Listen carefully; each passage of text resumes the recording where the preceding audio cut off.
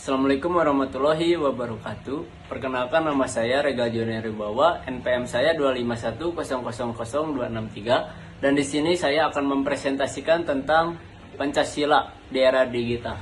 Jadi, Indonesia itu merupakan negara yang berdiri di atas keberagaman suku, agama maupun ras, dan bahasa kondisinya pluralitas. Ini menurut saya suatu dasar negara yang mampu mempersatukan seluruh elemen bangsa tanpa menghilangkan identitas masing-masing.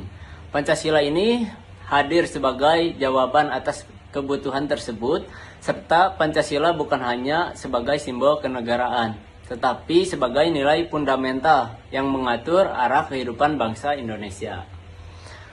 Pancasila itu lahir dari proses sejarah perjuangan bangsa Indonesia dalam melawan penjajahan atau hasil pemikiran mendalam pendiri bangsa. Oleh karena itu, Pancasila memiliki kedudukan yang sangat filosofis atau sosiologis, namun yuridis, dan dalam konteks pendidikan nasional, pendidikan Pancasila ini berfungsi sebagai sarana utama dalam membentuk karakter warga negara Indonesia. Jadi, pengertian Pancasila sebagai dasar negara itu, Pancasila sebagai dasar negara berarti bahwa seluruh penyelenggaraan kehidupan berbangsa dan bernegara harus berlandasan dengan nilai-nilai Pancasila dalam menjadi pondasi utama dalam sistem ketatanegaraan serta pembentukan hukum dan penyelenggaraan pemerintah untuk kehidupan sosial, politik maupun budaya. Nah, kemudian kedudukan Pancasila sebagai dasar negara itu, kedudukan Pancasila ini bersifat negara. Jadi tetap dan final, tidak bisa dirubah maupun tidak bisa dirubah oleh siapapun karena menjadi norma tertinggi dalam sistem nasional. Tujuan fungsi Pancasila sebagai dasar negara ini adalah sebagai dasar untuk pembentukan Undang-Undang Dasar 1945 sebagai sumber nasional hukum, sumber ideologi atau sumber alat pemersatu kebangsaan Indonesia.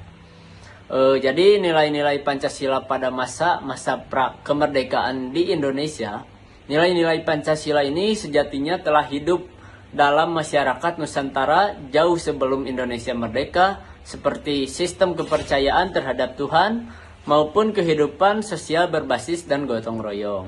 Jadi bisa timbul rasa keadilan atau solidaritas sosial.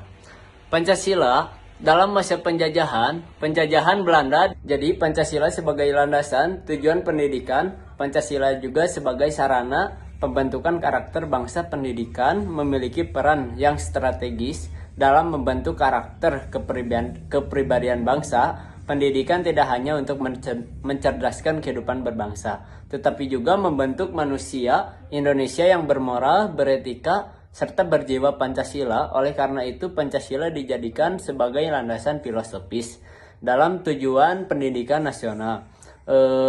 Dan tujuan pendidikan Pancasila itu berpendidikan Pancasila untuk menanamkan nilai keimanan di dalam diri seseorang, ketakwaan, serta kepada Tuhan Yang Maha Esa, dan untuk membentuk sikap kemanusiaan yang adil dan beradab, menumbuhkan rasa cinta tanah air, tanah tumpah darah Indonesia.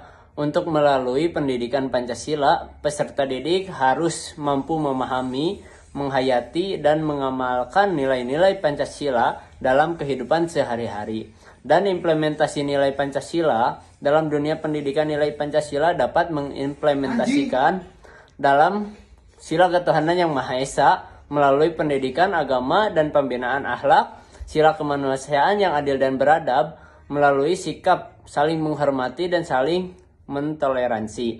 Jadi, peran pendidikan Pancasila bagi generasi muda di era globalisasi, tantangan terhadap nilai Pancasila semakin besar, seperti individualisme atau radikalisme, dan lunturnya rasa nasionalisme. Oleh karena itu, mari kita wujudkan generasi muda agar tetap memiliki identitas nasional dan mampu menyaring pengaruh budaya asing yang tidak sesuai dengan nilai-nilai bangsa Indonesia. Pancasila merupakan dasar negara yang lahir dari sejarah panjang perjuangan bangsa Indonesia. Nilai-nilai Pancasila mencerminkan jati diri bangsa, berbangsa dan bernegara. Selain itu juga Pancasila selalu berperan aktif dalam media sosial nasional dalam membentuk manusia yang selalu beriman, bertakwa, dan bertanggung jawab.